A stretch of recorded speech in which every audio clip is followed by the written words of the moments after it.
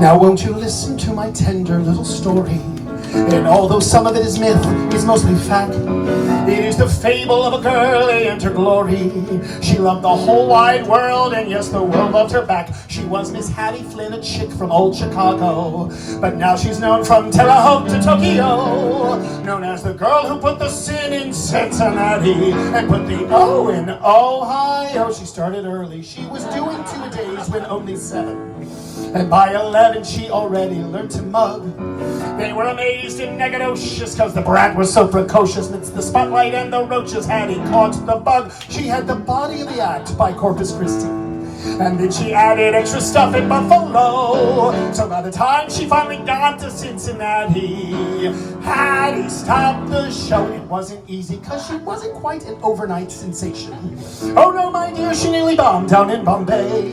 She hit it big in Little Rock. There was a line around the block, and all the trades in Pago stayed to pay and pay and pay. She didn't know how much to charge in Argentina, but she collected lots of checks in Mexico. She showed them how to put the sin in Cincinnati and put the O in Ohio. And did you know that she went crazy for a punk from Punxsutawney? While he was working as a waiter in Kuwait, he promised her that they'd be heading for a wedding back in Reading. The idea was twisted, but the guy was straight, but not so straight. He didn't leave her at the altar, just left her sitting there right on her fat trousseau. Here was the girl who put the sin in Cincinnati, now singing "Oh Sole Mi." Oh, let's go to Italy, where she really left it screaming in San Remo.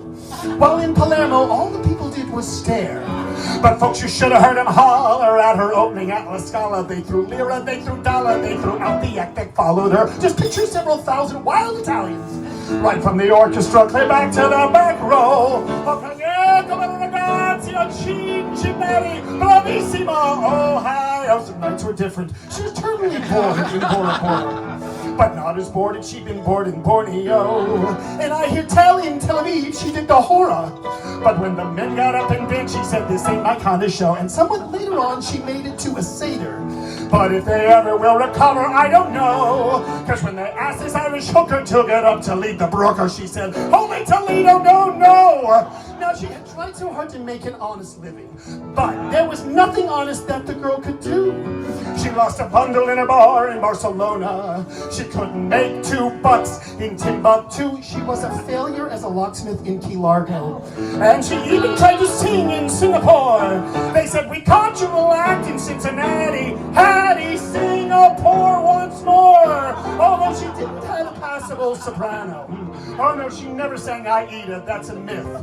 But one night having the nightcap in Capistrano, all the patrons were amazed at how the gal could hit a fifth. But that was nothing like she tied one on in Taiwan, or like she banged him back in Bangor on the sly. Hey, when she works a bourbon Durban in a turban, sipping bourbon New Year's Eve, she drank the torch in her stride.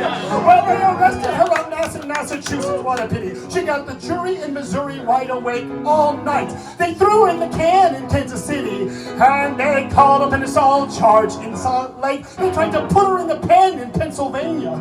And in Detroit she got an order to desist. She threw herself upon the mercy of a judge from old New Jersey, got the state of Mississippi's case dismissed. Well, she was climbing on the walls in Aurora. And down in Florida she had them on the floor. Pollock and Lansing, they were dancing, and in Wheeling they were squealing. And in Canada, they demanded it. Manitoba, held her over. Down in Cuba, she was super. Up in Waco, took the cake. Indianapolis, she was fabulous. In Malaysia, they were crazier. Nanking, fantastic. Peking, dang ding, Chungking, sensational. What about Queens? Full house. She was the girl who put the sin in Cincinnati and put the O in Ohio.